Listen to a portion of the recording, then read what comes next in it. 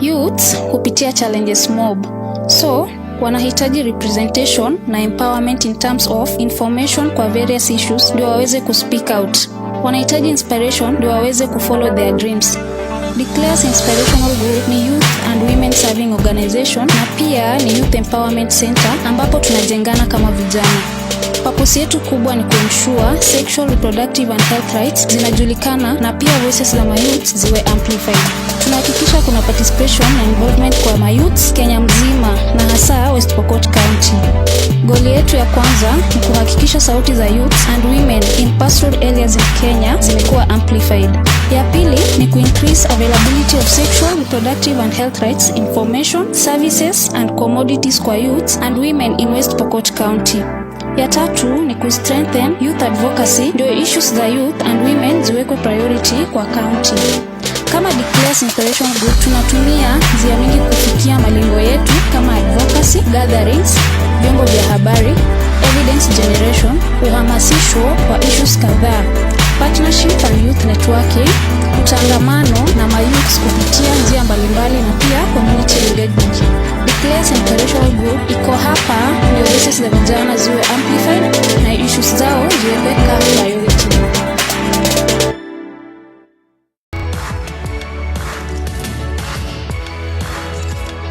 If you know what's right, let's take responsibilities. Si hatu kikuwa na boyfriend pia, hatujesema ati mufanye. Yo mtali cheza na Keroma nayo. Unajua venye kucheza na Keroma brother ni saaga, si ati nini. Bado napiga na waka, bado nashika na waka, katem kamekuja waja.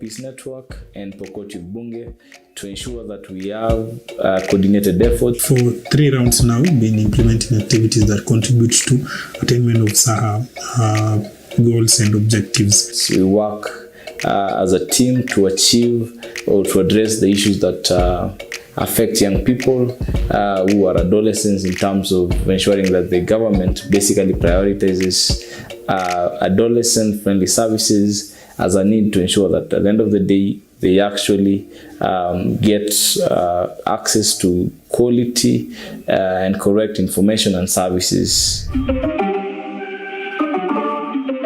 The project has trained 24 adolescents champions on FPRH advocacy and oriented them on the Kenya National Adolescence and Sexual Reproductive Policy. Declares walituchukua kama adolescent champion, wakati train mimi na adolescents wenzangu, wakati engage kwa activities kama Girl Summit, wakati engage kwa radio talk show, at least tunaweza ku air out our issues tuifikie at least our adolescents wenzetu wenye kwa rural areas. We understand somebody of your age when it gives you and information, definitely you'll just understand, because even the adolescents sometimes when they talk in radios, in meetings, there are some languages that they twist and they understand for themselves. Tulikuwa na mkutano na Declares Group Kenya.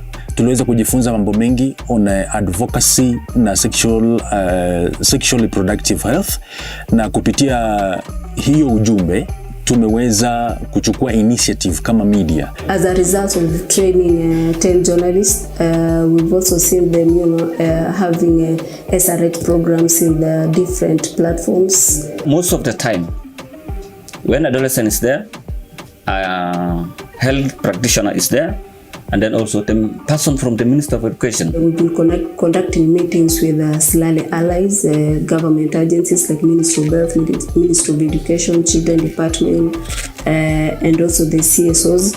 We've also come up with several evidence through development of policy briefs, analyzing FPRH data for West Pokot County, coming up with fact sheets basically to ensure that we back up our advocacy work and we influence the implementation of SRH policy in West Pokot County.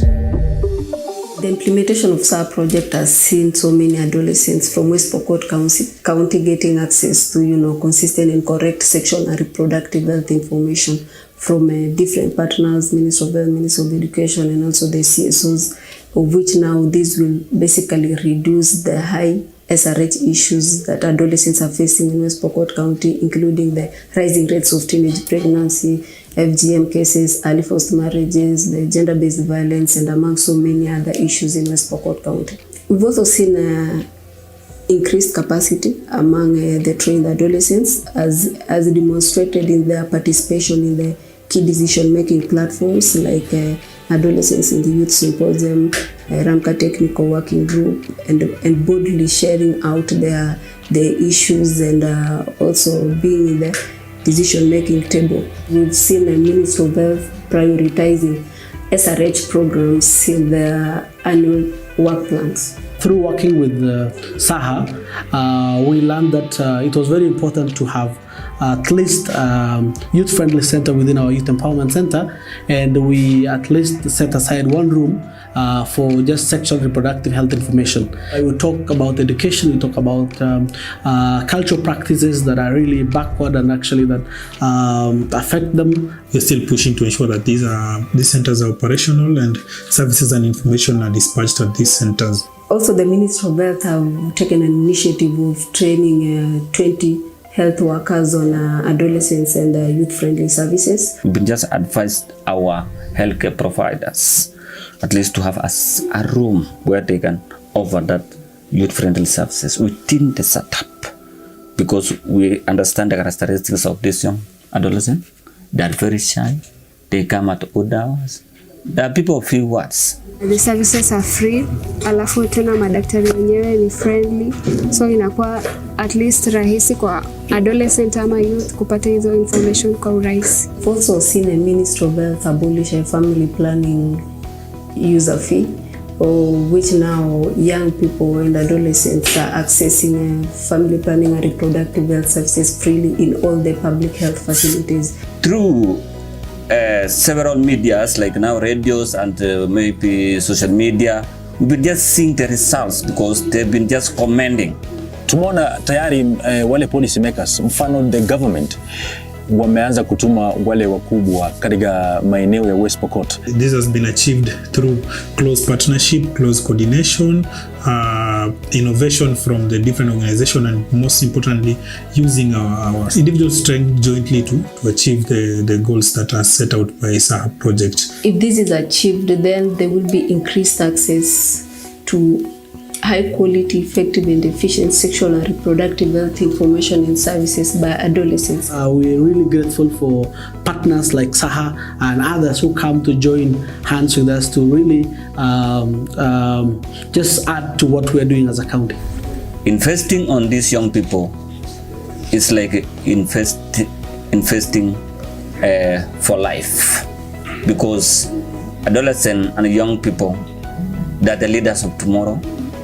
That the people to build the economy of tomorrow, and that's why we are here to scale up their health.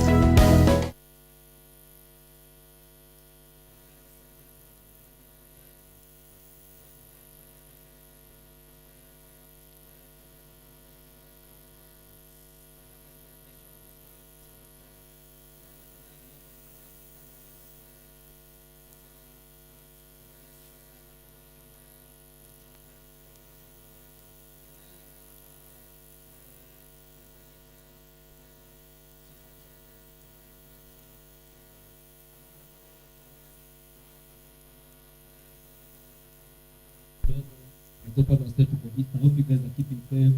You're washing your hands, you're wearing face masks, to keep safe hadi when because of corona. Maybe tukianza leo program leo mzee tunataka kuanza na smart neutral, kwanza na performance. Na performance mzee ndaka niite wagenge kwa. Tuhala hapa kidogo. And guys, we are coming to you live from the Declares Empowerment Center back here in West Pokot County. Thank you. Wagenge kwa karibuni chukua floor. Wola. Yo DJ, give us the tune. That tune them bad, man. That tune them bad. Wakenge Kwan. What we do?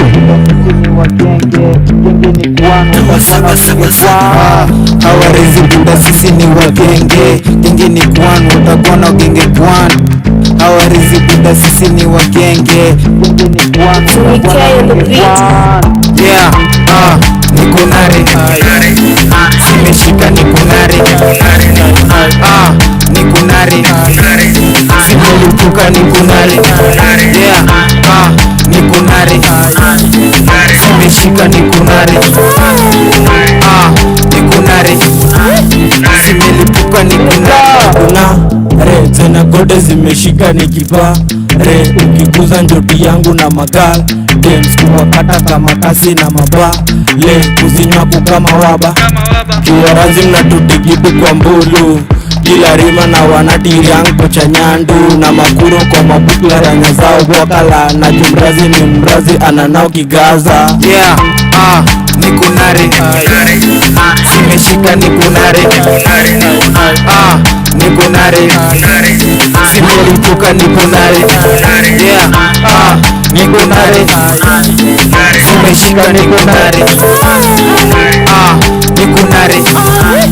Simelipuka nikunare. Nilifikaga kwa pedina akaniregi design new medina. Wacha ni medina penda nikidredina. Akinipedina zangu tu kwa hedina. Manze ni fegi cheki manze jo mina dai tu ai nikuna re nimenyanya zangu ziko tu kwa mo re nimecheki pedi amedunda no re anadai tucho mane na gafo re ai nikunare.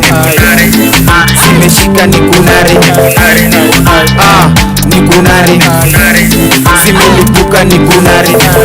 Yeah, nikunare. Simeshika nikunare. Nikunare. Simelipuka nikunare. Kapete kam nikorada na mangwai. Shada tumenyanya mtawa saba tumevai. Makali ni kukata tukiseti tukingwai. Magenge zikiimba tukitesa tuwalai. Wagenge ndiyo mbogi tukitesa kwa mneti. Wanati ndiyo mbogi ya kumedi sai. Mariame kuwafika tukimedi tukwandai. Mangoko wakijipa makondiko tutabai. Yeah, nikunare. Simeshika nikunare. Nikunare. Simelipuka nikunare. Yeah, nikunare. Simeshika nikunare. Nikunare. Simelipuka nikunare.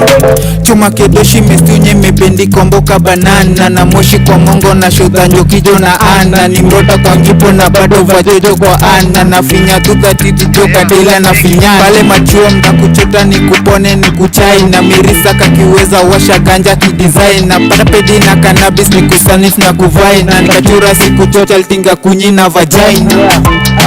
Nikunare. Simeshika nikunare. Nikunare.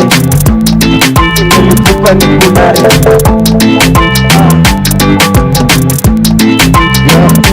MK Records. Wolan. That tune them bad, man. Now what you do?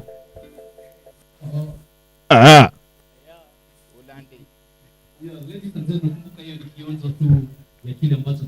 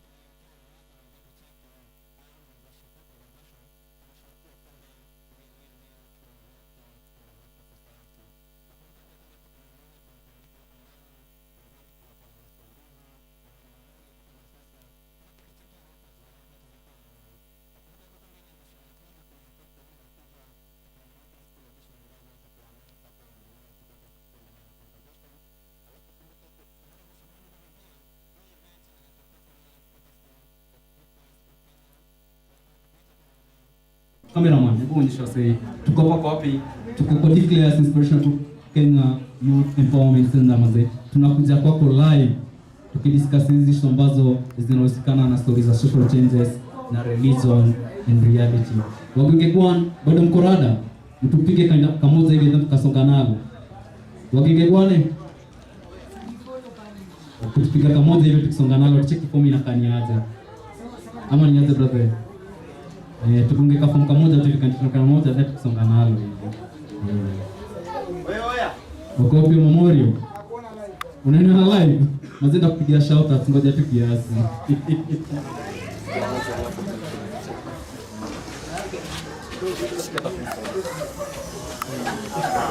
Oya.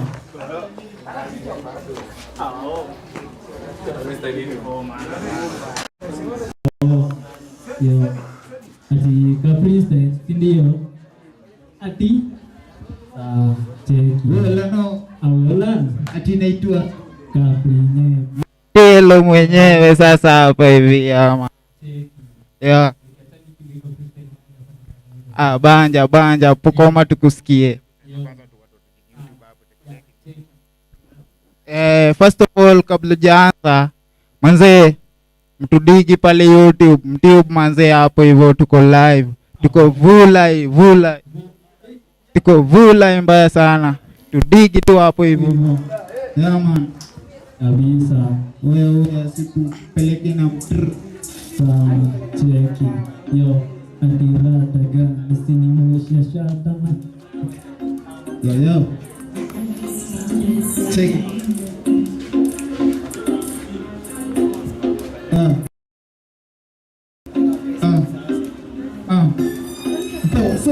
So. Ati naitwa because malengo ni bebo have so brain nimefanya kwenye mingi. Yeah. Take na tikimbulu mina godeni moto yakajaba kizishika bila jogo mistari zile jora zinavuta. Yo.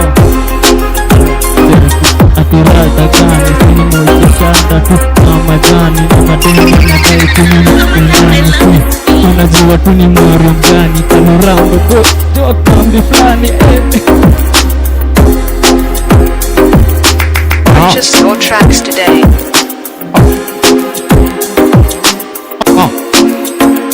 That's you them bad man, that's you them bad. What to do? Sifla bana.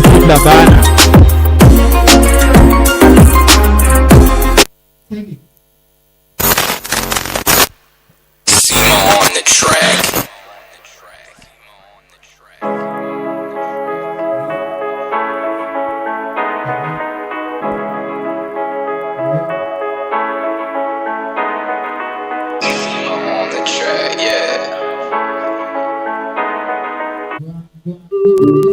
It's ile smart eating ya warambakazi. Ile kirinda inaga fombotome na si ati nimejao gwethere. Hido manengri simtafion hadi kwa kitimie wewe. Na tunaga za waganis tunamochoka na ubaya. Ngeni fisa majaji ni kujipini tumanjaga. Pipi chapoti nafanya na sama. Maripa matikita kambuka sipuka rijuana. Kadela kukukida. Makuna fomineza jipa bila do. Makuna ndo mweneza pata bila do. Makuna fomineza jipa bila do. Makuna ndo mweneza pata bila do. Alinona jua lishiba na manjoti. Kwa keja makondiko ni mapako za kishua. Maire ni kimbicho ende chen kisitoka. Kahaba na ningunda ni mkune kune bongo. Timini mrazi na cheza na kidogo. Sidhani ndatoboka tijoni komboka. Wasupa wao wote wanadai ni wasuke. Jumi upiga pongi na fura kama chura. Sidai ni kupambe ni wera ni kobuda. Mafuta ni ya kunyonga judeli ni komboka. Magale wanaweza kuwasuka ni kondona. Madiva na mangeus kuwa chimba divid. Ati toxic ni malaya ndo slogan ya maheta. Ati makuna fomineza jipa bila do. Makuna ndo mweneza pata bila do. Makuna fomineza jipa bila do.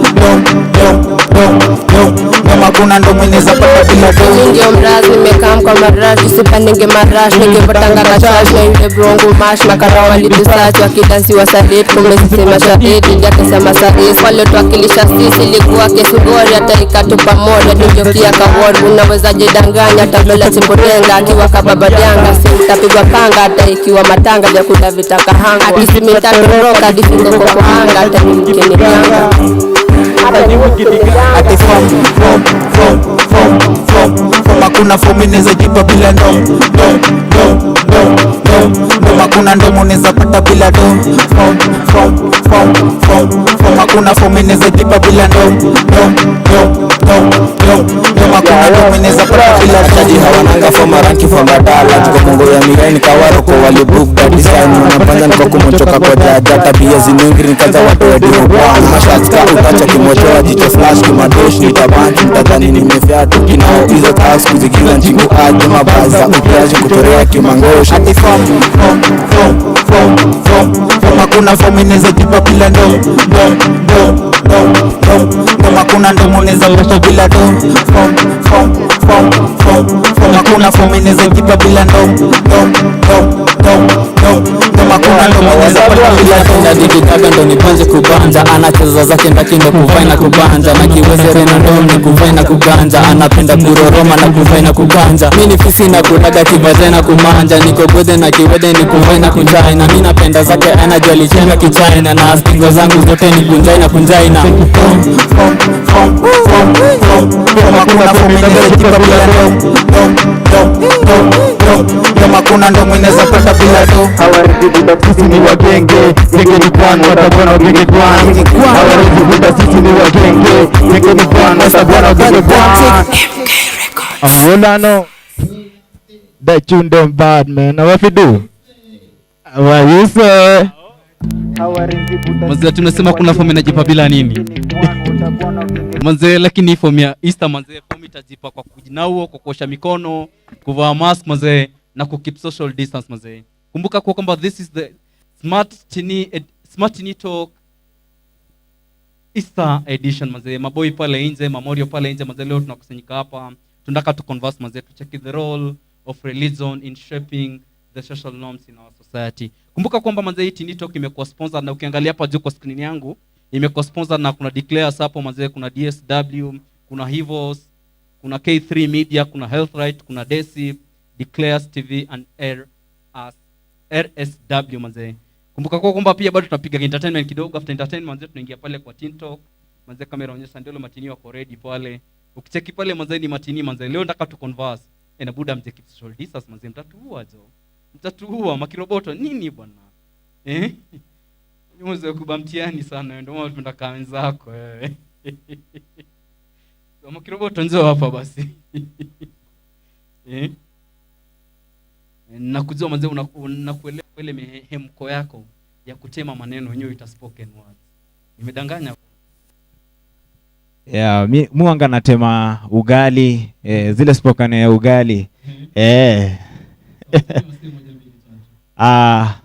naitwa Makiroboto KE. Ukiniita Popoy Kenya pia nakubali. Go pale ndani ya YouTube channel, hakikisha una subscribe my page pale Makiroboto KE. Yo tete bina piga naenda kama tetere, piga yuni kama napiga mteremko, twende kidogo dema na kana da ugali, mina giga ndani bana tizami bila nyonginyo, piga diska, piga diska, piga kadiska, piga kadiska, piga kadis, piga kadis, nimeomoka buda sinikokoka, ninazi, kwani kuna nini? Twende nalo kama nadani bado ni kali, piga kama kali bado nadani bado ni wali, piga kama bado mseki pite piki mite wali, piga akinataka nadai bado nadai katem kama iva nafika kadai nina mdai ndaka nitowe kabra ndaka nimshike mpaka tudimdada, nimshike kidogo budani mdare fiki fiti mazase kia nimemtachi, nimshike mpaka nimpike udole. Imekwisha.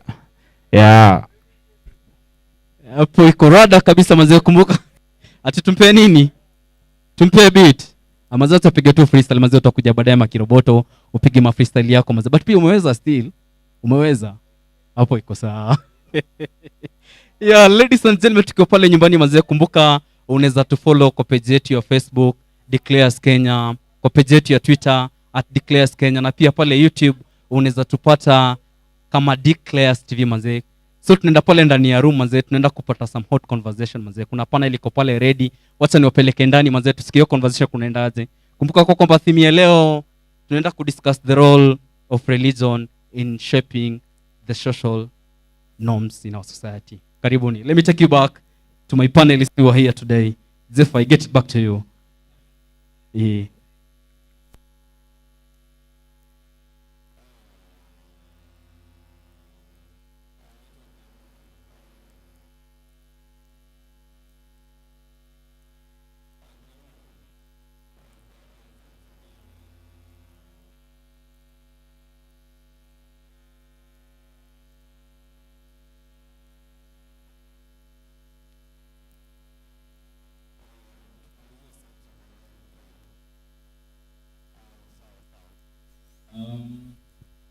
Nadhani tuko sawa sasa. Thank you very much. Ladies and gentlemen, kumbuka hii ni Declares Inspirational Group Kenya ikikuletea mazungumzo kabambe manze ndani ya Declares Inspirational Center. Manze kumbuka hii ni Youth Empowerment Center na leo tuko katika makao makuu manze ya Declares, na leo niko na mabazenga in the building. Boychild anasema manze leo anataka kuwa represented.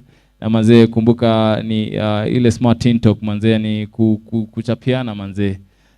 Ni vipi tutajiendelesha kama society na ni vipi tunaweza grow up manze kama youth na tuavatizi issues ambazo ziko area. So today it is very simple. We are trying to discuss about the role of religion manze. For a very long time najua hii waseni nimeleta hapa manze ni watu wamekuwa sana bafo na wamelelewa sana na vitu kama Sunday school, wamepewa vitu kama kipaimara, ubatizo nini. So kuna vitu mingi sana ambayo my youth tulipitia na manze ilikuwa ni role ya church kutu guide, na leo tutakuwa na hiyo conversation kama bado ni effective ama labda manze inafaa to change tact, na kama tunafaa to change tact then religion inafaa ifanye nini manze.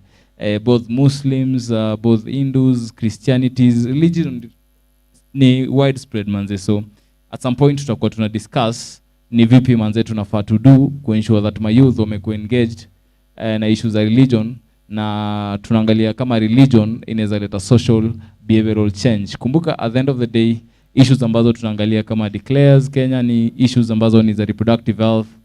Kuna a lot of challenges, kuna FGM ziko area, kuna child forced marriages ziko area, kuna mambo ya teenage pregnancy ziko area, na hii ni vitu mimi nikigrow nilijua manze kwa road ya Christ manze, hizi ni vitu ambazo si poa kwa any particular religion. So trust me, niko na mabazenga, nitakuwa na wa introduce. Nitaanza na my guy from the left, alafu tukuje kwa bazenga. Ni watu tumejuana sana for long.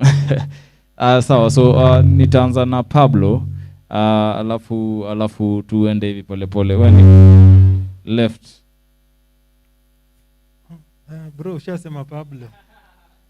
Sasa naitwa Pablo, mimi ni kijana na niko rada mbaya.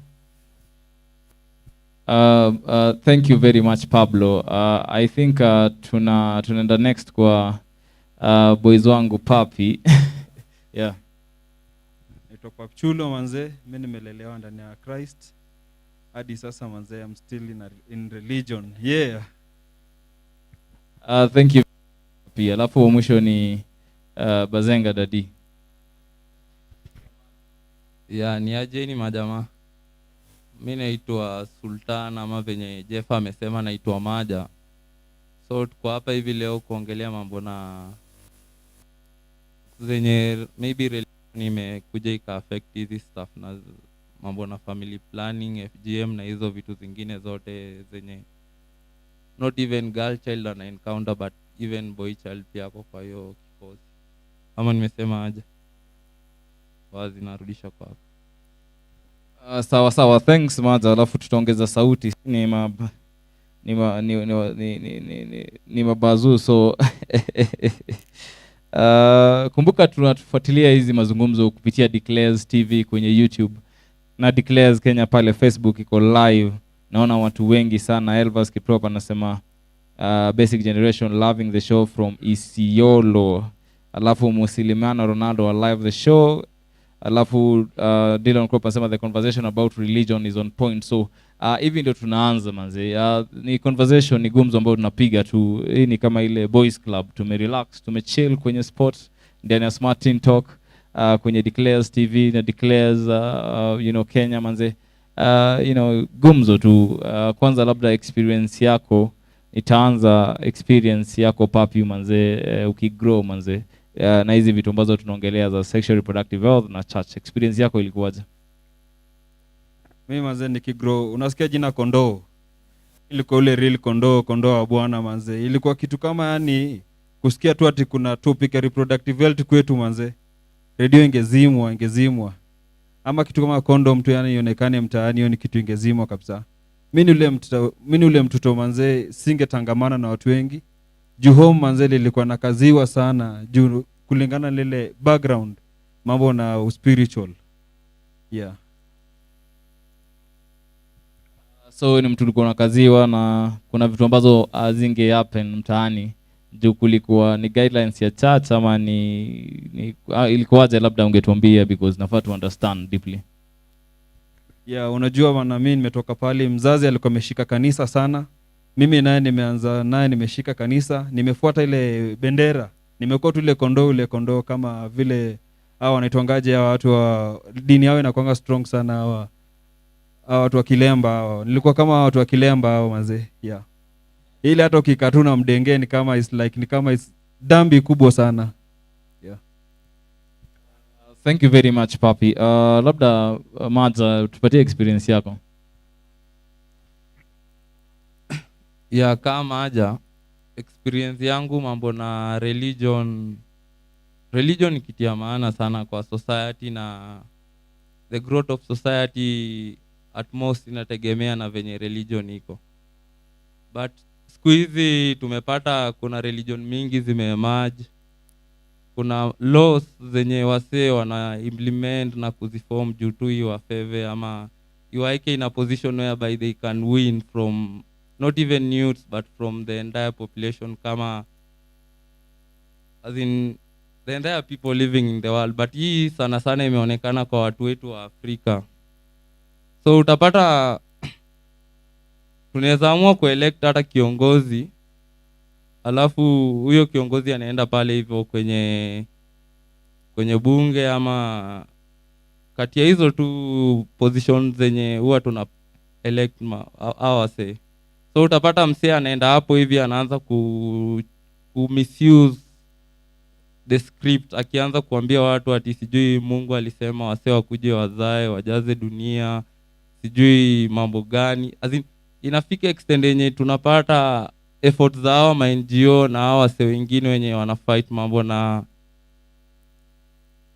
early teenage pregnancy, alafu pia hizo unplanned pregnancies pia, alafu pia as in tu family planning inakuwa kazi ngumu kwao. Juu unajua saizi tuseme mse mwenye ni maybe politician na asimame hapo mbele na aseme Mungu alisema tufanye hivi na hivi, itakuwa ni ngumu sana mse mwenye labda as in tu youth kama mimi ni convince huyo mse tena arudi kwa dira. So mimi nadhani pale hivi kwa Genesis ka sijakosea, juu mimi ni Mkristo, wanasema you should go and fill the world, but after that Mungu akaambia watu you are the one, as in nyinyi ndo wasemko in control, as in you are the one to control the nature. So hata kama basi mtazaa lakini hamtazaa sunacheki, ama kama ni hizo shughuli zingine huwezi fanya kitu inakuama alafu useme tu ni juu Mungu alisema. Hapana, lazima si tukue tu in control pia. Hiyo ndio kitu naweza sema kwa sasa. Thanks Maja. So I think ni Maja na Papitulo wamepeana experience yao, wamesema kuna vitu mingi ambazo wamejaribu kuongelea kwa scripture. Kuna vitu mo pia ambazo Papi ameongea manze, kuna vitu wazili kuwa ni tabu, ilikuwa ni kama social norms zilikuwa zimekuwa guided na scriptures kitambo na religion manze. But Maja anaendelea kusema manze experience yake ni ati at some point bado you know kuna vitu ambazo labda zina happen saizi kwa hii 21st century ambayo kitambo ingekuwa ni vizuri, like let us fill the world we need numbers, lakini saizi tunaangalia a lot of economic tough times ambayo labda the solution sijui kama religion iko na hiyo solution ama imeoffer solution what happens if scenario kama hii happen. So I think Pablo, experience yako. Okay, for me experience yangu ilikuwa weird. Najamini ancestor hapa. Okay, for real ni kwa growing up si tulikuwa tunafanya shughuli za familia za nyumbani like full time. Religion ilikuwa natuambia, I remember the 4th commandment, baba na mama, sijui miaka zako ziongezwe duniani, kitu kama hiyo. So mzazi alikuwa na mata like 8% of your time. So what we used to do was mzazi anakuambia ukitoka shule before fanye homework maybe uende uchote maji, sijui ukame ng'ombe. So we had so much roles that were given to us by our parents that we did not have idle time to mingle with other sexes. Secondly ni kuwa religion pia ilikuwa inatuambia kuwa sex before marriage is a sin, and tulishikilia kwa sababu tulikuwa tuna believe in religion sana. Naongea in the past tense kwa sababu vitu mingi zimechange. Society ya saizi ni kuwa most of the things zinatoka kwa internet. The internet knows better than all of us. Watu wengi wana believe in science. So my youth ni ile form yenye as much as tumelenga hizo practices zenye zili work in the past, zili work for us, religion bado iko na role ya kuplay to ensure that hizi issues zenye zinatu affect saa hizi za teenage pregnancy, early forced marriages, FGM zinaweza solvika. So for sure nakwambia ni kuwa religion hata kama imelengwa sana kwa history, it's still a strategy that can work. Thank you very much. Naona watu wanafuatilia na wananyanza hivyo Yunge. Rafiki wa kwangu sana anasema good stuff Jeff and Declares team, thank you very much. Abraham Machara anasema show kubwa sana, ameweka moto, alama za moto manze. Kuna watu wengi wanatufuatilia sana all the way from different places of this community and the country on the Smart Teen Talk Show on the 3rd. Remember this is the Easter edition, and remember jana in the Christian religion manze, Jesus Christ alisulubishwa basically akakufa kwa ajili ya mimi na wenzangu. So at some point it's very important to link the conversations around that particular issue na issues ambazo zinatu affect real time kama zile teenage pregnancies, FGM, early forced marriages. But then niko na mabazu in the building ambao wamenipatia experiences different kuhusu vile wali grow na vile manze kulikuwa na a lot of commitment kwa church na expectations pia zilikuwa ni mob sana. So labda Papi nikuuliza labda nini imechange saizi, labda tofauti ya saizi na those days, what is different bro? Kitu imechange saizi manze, nile kitambo ilikuwa kama ukiangalia issue na marriage mtu alikuwa anatafuta tu ndoa yake huku nje, but saizi ukiko kwa church then waone kuna connection manze, ama pastor aone hata umri yako imeenda, mnaiko in the same class manze, mnakuwa ile connection yani waone watu wamefanya ndoa, kukuwe na baraka kwa kanisa, isikue kama mambo ya barabara tu. Yeah. Pia nasema pia akona story mob za manze siku hizi hadi kuna kupangiwa hizi story at the end of the day. Pablo, labda utuambie wana nini different bana saizi, kuna church ya kitambo manze na saizi manze, what is different na hizo stuff?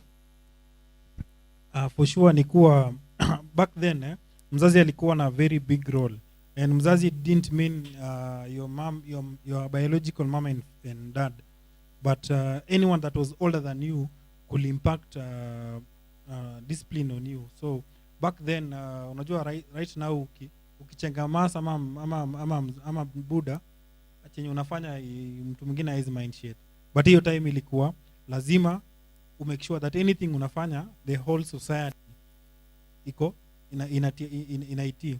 So in terms of religion pia kulikuwa na steps zenye tulikuwa tunapitishwa.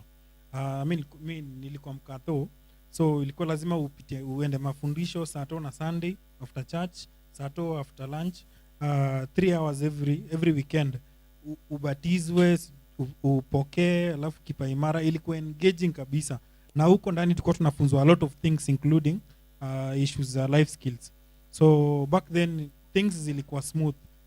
I don't know kama hizo mafunzo bado zinaendelea kanisani saa hizi, but for sure back then church ilikuwa inakumold in a way that things vitu zingine zinge life ikiproceed, not immediately after umezaliwa ama umekuwa boys.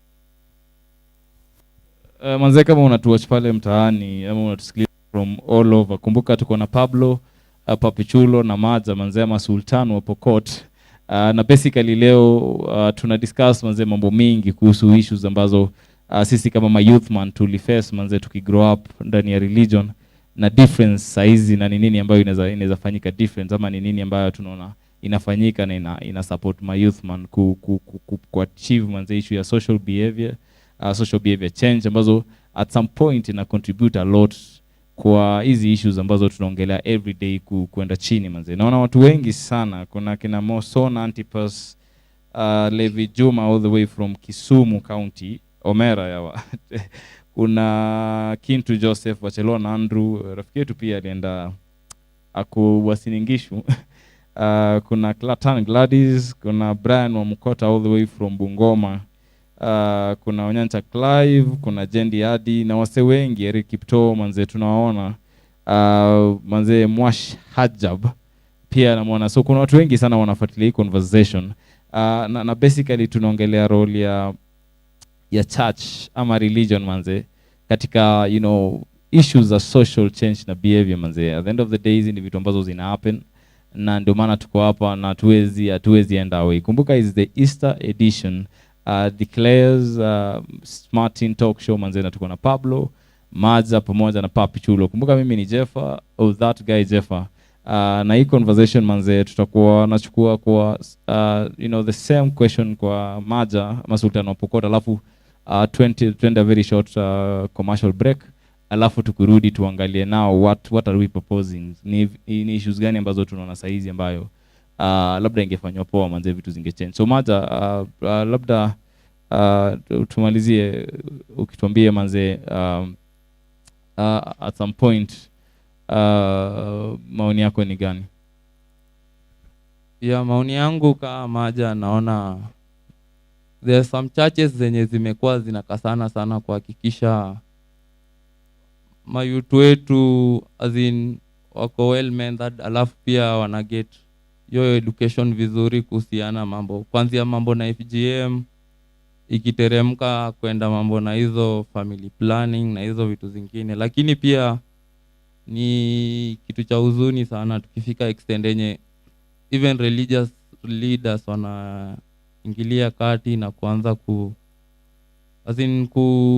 kukua people behind manze hizo mambo na FGM, early teenage pregnancies na hizo vitu zingine. Juu utapata kwa society zingine and some religion they will disown anything inaendana na mambo na family planning, of which hiyo imekuwa a very big challenge. Alafu unajua the funny thing about the religion ni ati ni kitu kama sisi wa Afrika we had our own traditional mode of maybe worshiping na hizo vitu zingine, lakini after tuli capture kutoka kwa wale wazungu hizi mambo sasa na the religion, sasa sisi wenyewe ndo tukakuja tukakuwa master, so we are the one creating laws and implementing them. Juu utapata kuna issue mingi imetokea hizi big churches in Kenya and even in the world. Unapata kule majuu wazungu wanafanya hivi, lakini sisi wa Kenya juu tulikuwa tunafikiria ati una vitu fulani tufai kufanya, na tunaweza iona vizuri kutokana na maybe hii vaccine ya corona yenye imetokea. Utapata some churches inasema ati hizo stuff si fiti, lakini utapata those people who came here and tell them that be part of our church wamezichukua hizo vaccine, wamejidunga, wako sawa. Lakini sasa sisi wa Afrika juu ya kiburi, alafu pia tunajiona sisi ndo watakatifu zaidi, hiyo religion imekuja imetusumbua. Si ati pia religion haijafanya kitu kubwa kutokana na mambo na mimba za mapema na hizo FGM, but to some extent pia kuna venye imechangia pakubwa. So hayo ndo naweza wazi Sultan anaitwa Maja manze. Ni mbogi yangu, hii ni boys club yangu ndogo huku mtaani manze. Kumbuka watu wanatufuatilia wengi sana, na kumbuka tutakuwa tunaenda katika performance, bonge la performance. Kumbuka tulianza na ubaya na Wagenge Gwan manze, sasa humble inaitwa ile nyonga mangi, wanaitwa zao jamaa basic wanaitwa basic. Kumbuka Declares Inspirational Group Kenya manze ni shirika ambao pia inakuza vipaji manze, na inahakikisha kwamba ma youth man wako area. So Basic Gang manze wana come next, na tutakuwa tumeendelea tumechill hapa kwenye chill spot yetu manze ndani ya Declares TV Smart Teen Talk Show na Pablo pamoja na Papi Chulo na Maja manze, na tutapokuwa tunarudi manze the hot conversation itaendelea. Kumbuka hapa tunasemanga ni real talk, real time kabisa. Before ni pashe Clemo kwa ile side nyingine manze, I think kuna msee anaitwa Mwash Hajab anasema tune in show iko sawa na iko on fire. Alafu Jendi anasema gotea Kalito wakapeso. Kama kuna msee anaitwa Kalito manze umegotewa sana. Osman Faraji anasema locked up akiwa Nairobi manze. So let us keep on tuning in, let us keep on watching, alafu conversations manze ziflow ama vipi. So take it away manze, Clemo. Thanks.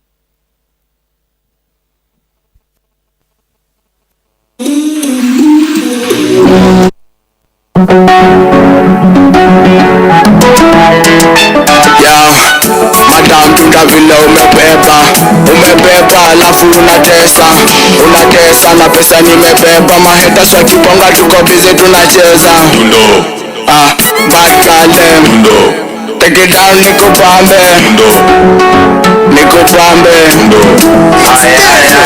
ana drive kilambo na huyo ni nyanyangu ana drive kilambo na huyo ni nyanyangu ana drive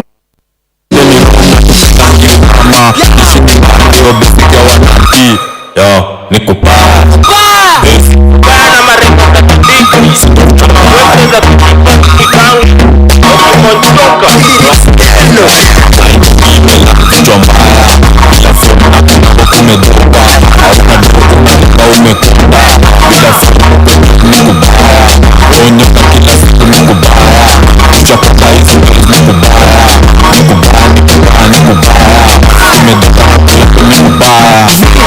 ikiwa mpeo nilikuanga na toto jani katoto kilipatana kwa ndoto, kwa hiyo ndoto kulikuwa na katoto jani kubaya madafaka soko mdomo kaya ene ni ronga tupetangi utoto kutari wea tuko peski mangoto tako matako zilichapa kama papa hizi ngori zinachemusha ubongo tako sitako zimetoka hadi bondo baba ni ngori zimechoma hadi bongo ene ni ronga tupetangi utoto mbogi imelan vichwa mbaya bila fomu na kuna kumedunga hauna dogo unalika umekunda bila fumu ni kubaya onyoka kila siku ni kubaya tuchakoka hizi ni kubaya ni kubaya ni kubaya ni kubaya tumetoka na pia ni kubaya ya wahenga ni maneno na mapenzi ni vitendo, upendo urembo stop ni kubaya ni kungalika na buria na vile miuku kwa tukikunda mabiki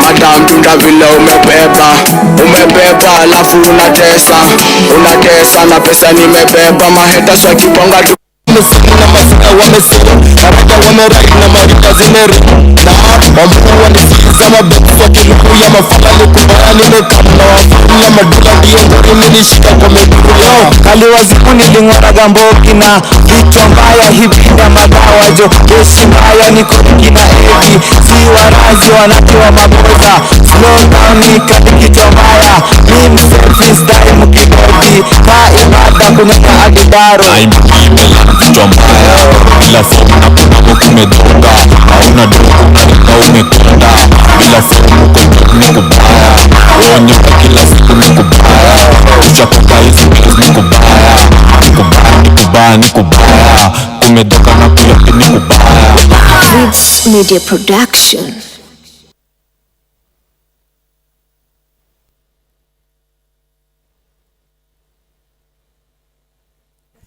Yeah.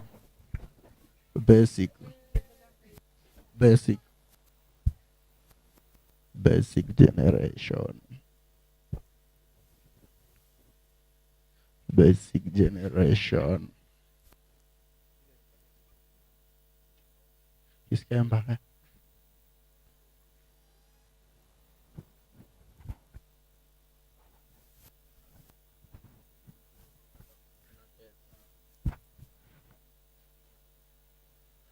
Renda ni wrong, atupendangi umama.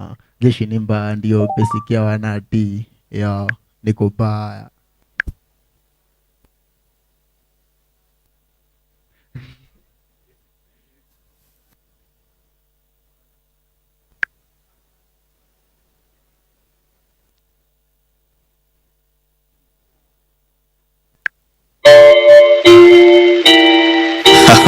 Vim sindo vichwa mbaya.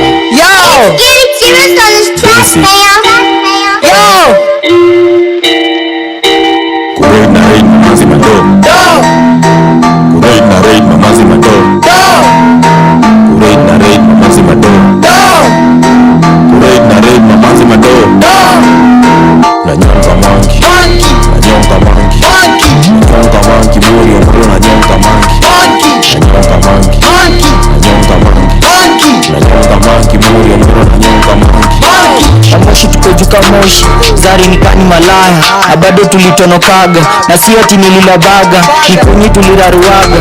Wa madama njege sijali, jubado niliwadinyaga. Vini kichwa mbaya, hizi hapana macheche. Tima nikaa kinyasha, ganja za moshi ziwashe. Waroro mnyamu kwa jango, juwapa nikatu komiti. Omoshi kendesha Anita, kachako urol kirungu. Pende nikaye memea, kuda sijali ukedi. Napita hapa na fegi, waruka tako ni joto. Hita zizimo na kula, piga tako kimatata. Astuke kabado ni mono, sinjegi ni kazi kosete. Still ass na manyama, vichungu vidole na piga. Anyame sijali kufuru, napiga amoge machenga. Nachapa kinyama videli.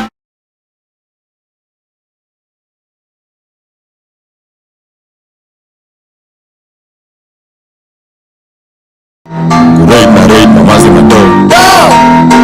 Kurei na raid mamazi mado. Kurei na raid mamazi mado. Na nyonga mangi. Na nyonga mangi. Na nyonga mangi muri ongoro na nyonga mangi. Na nyonga mangi. Na nyonga mangi. Na nyonga mangi muri ongoro na nyonga mangi. Kama mission na vision, utasi maruta marutma. Napenda wasa wana gambo, mjiuta nafanya ni keswa. Na niko bila guidance, labus ni ya shule. Na fifika niko guilty, cause mi upenda magunshot. Waroro mdunge wa half pants, huko lona hallelujah. Mauti twendani kwa half moon, huko bosi kwa blue moon. Graha malipo ni half price, jepita moda ma half foot. Then to ring ma handbell, huko kwa hall ni ma half steps. Tutakuwa na half time, tuko janda bila Viagra, manoti ndakawa kibima, mabanjo mlete tucheze, meditation achia mapepo, ya ngodi sinanga machezo, maheta sinuthi vishenzi, basile mitatu ya ngoji, bashmarele misiyam, nipige kolabo na oji, tushike pone hadi majuu, turuge tufike Vienna, homosi na vitisho, salute mamenta umolo, jona daikia tunitima, na tumedunga tu matima, kurate na rate mamazi madogo, kurate na rate mamazi madogo, kurate na rate mamazi madogo, kurate na rate mamazi madogo, nyonga manki, nyonga manki, nyonga manki, muri omoro na nyonga manki, nyonga manki, nyonga manki, nyonga manki, muri omoro na nyonga manki.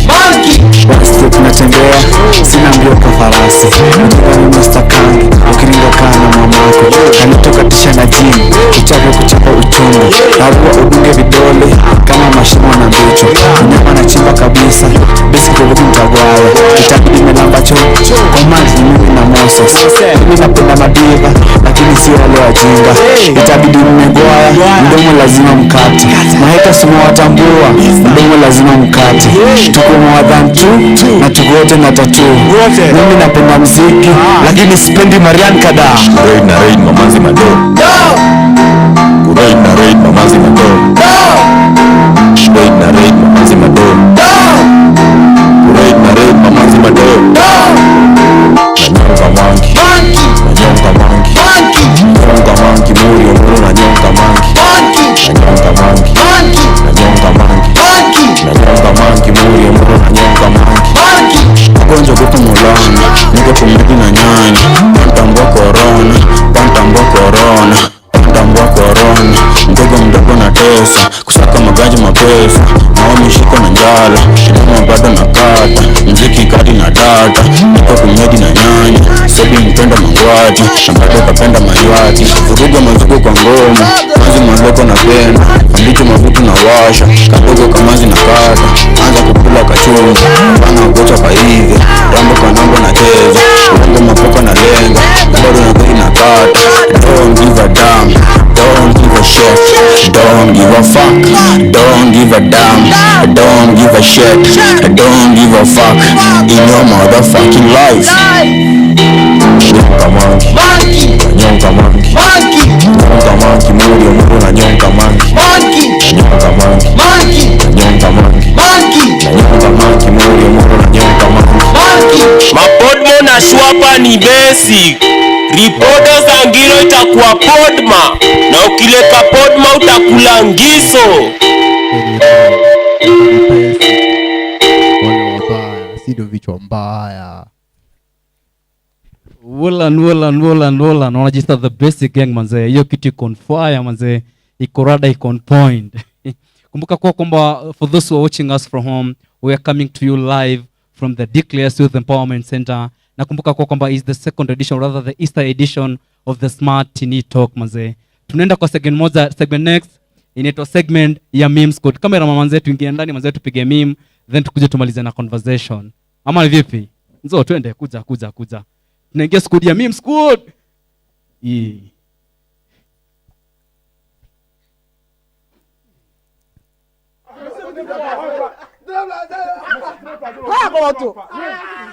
Manzi hapo tunaanza meme yetu ya kwanza.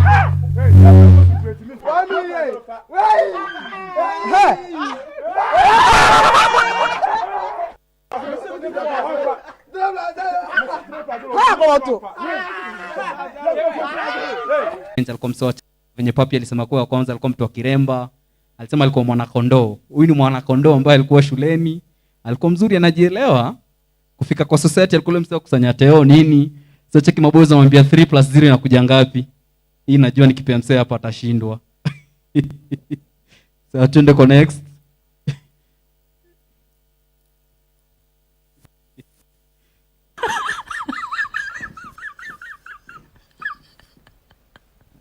Cheki umori.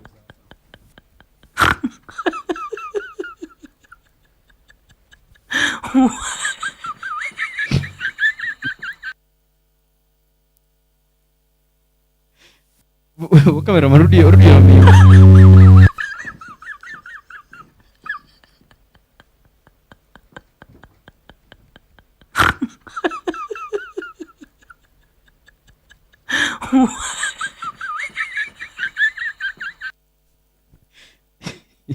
Manze, hizo ndio stuff ambayo tunasema the role that religion has to play in ensuring that we change our social behavior. Ukiangalia manze mkidi manze anajaribu konbuda yake, najui kwamba kama mzee ako rada, hebu mcheki. Mseme sana mithao 2, mithao 3, pata mzee kwa macho, unavyo kinarudisha. Yeah, so in this case manze, kulingana in line with the conversation of today, manze umse anact kama religion kwa society yetu ya saizi manze. The way tuko na ile society manze imekuwa erupted, ni society ambayo ijielewi, kuna issue ambazo zimekuwa discussiwa hapa za teenage pregnancy, issues of FGM. So this is the kind of change ni tunaongelea ambayo tunataka kupata in form of religion, or rather the religious aspect of it. Ukiangalia mkidi manze anajua chenye anafanya, but sasa msee akirealize unacheki vile anairudisha kwa wallet. Hivyo manze ndio society tunataka tuishi right now. Hiyo ndio kind of religion tunataka ambayo ishape conversation yetu ya society, in that everything that we do to realize kwa kwamba ina repercussion, na kwamba at the end of it all we need to change it in order to live a healthy and a free life. Next.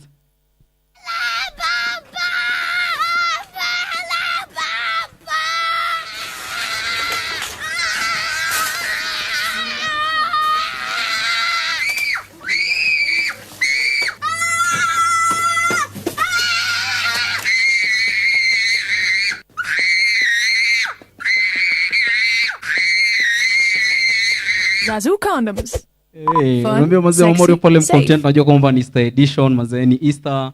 Memorial tuko mtaani tumetulia mzee.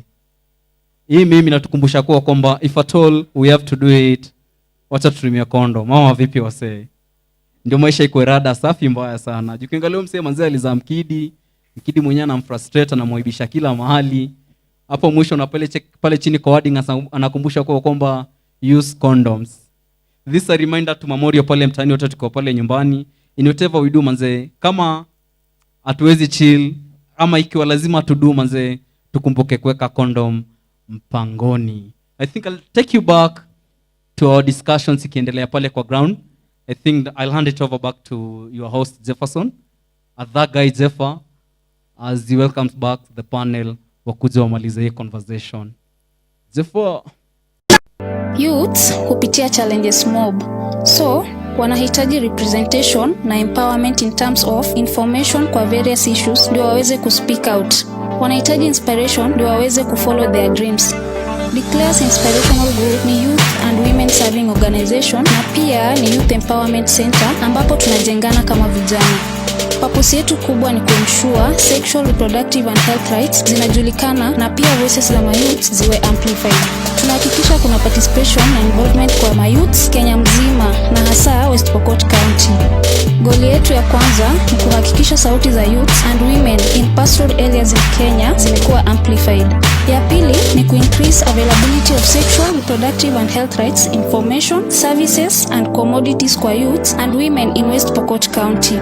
Ya tatu ni strengthen youth advocacy ndio issues za youth and women ziwekwe priority kwa county. Kama Declare's Inspiration Group tunatumia njia mingi kufikia malengo yetu kama advocacy, gatherings, vyombo vya habari, evidence generation, uhamasisho wa issues kadhaa, partnership and youth networking, utangamano na mayouths kupitia njia mbalimbali na pia community engagement. Declare's Inspiration Group iko hapa ndio voices za vijana ziwe amplified na issues zao ziwekwe kama priority.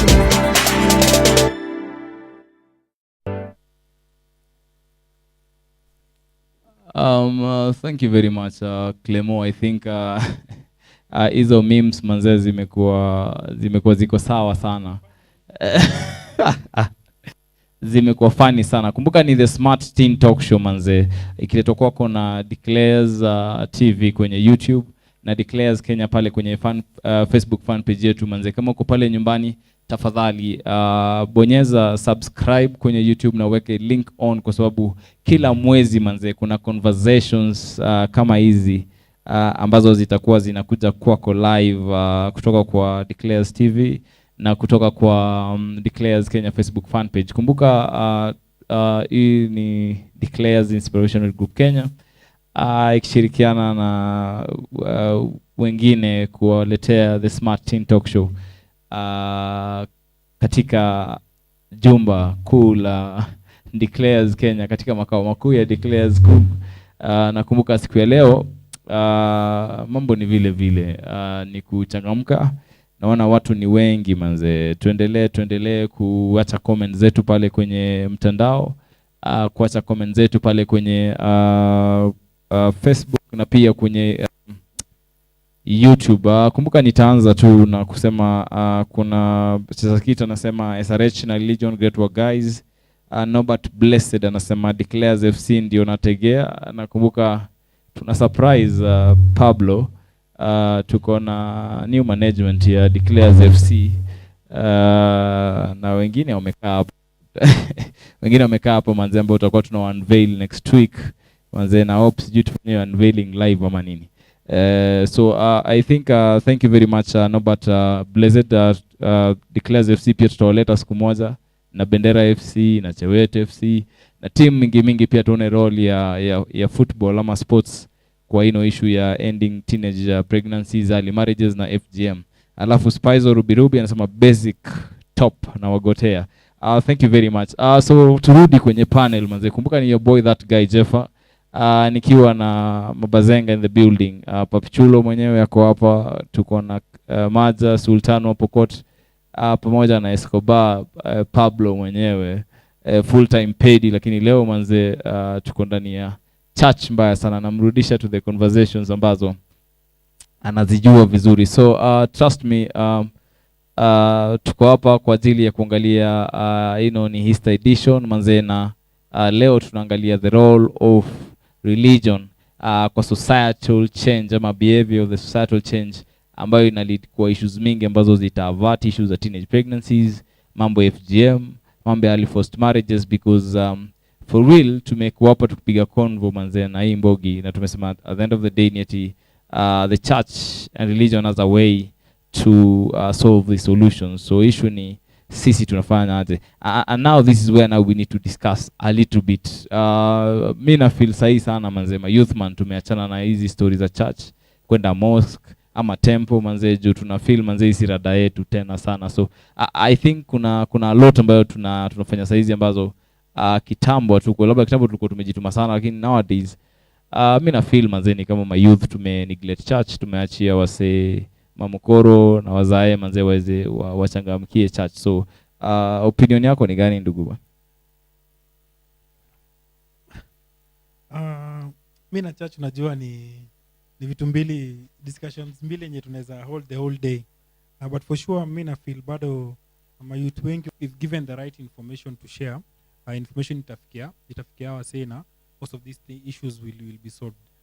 Secondly ni kuwa over time church, especially church yenye mimi nilikuwa na attend Katho, ilikuwa very opposing to the fact that vijana wapewe contraceptive. Unajua kuna religion na kuna the law. Unajua the law ina state 1 2 3, religion ina state zake, but of course nani will hold, the law will hold. So I don't know what is happening right now in churches, but I really wish that churches are institutions that we can use to change the youth of Kenya. For this thing that we say this is the largest population of adolescents, the largest population of the youth, because every year this group is growing. So next month we'll have a bigger population than we had the other month. Next time tuna hold East Smart Teen Talk, there will be a big adolescent group. So the only way to reach out to them ni shule, ni church. Mtaani imekuwa ngori, so ni shule na church, na shule ndo hizi zimetingwa juu ya COVID. So ni church ndo option yenye tuko nayo, na ni one day in a week, Sunday pekee. So mimi niko nadai au mapasta au mashek washikishwe hivi, wachapiwe kuwa unaweza share life skill information. Unajua kitu wenye wase wa religion hawajai accept ni kuwa pay mse information and make the right decision mwenyewe.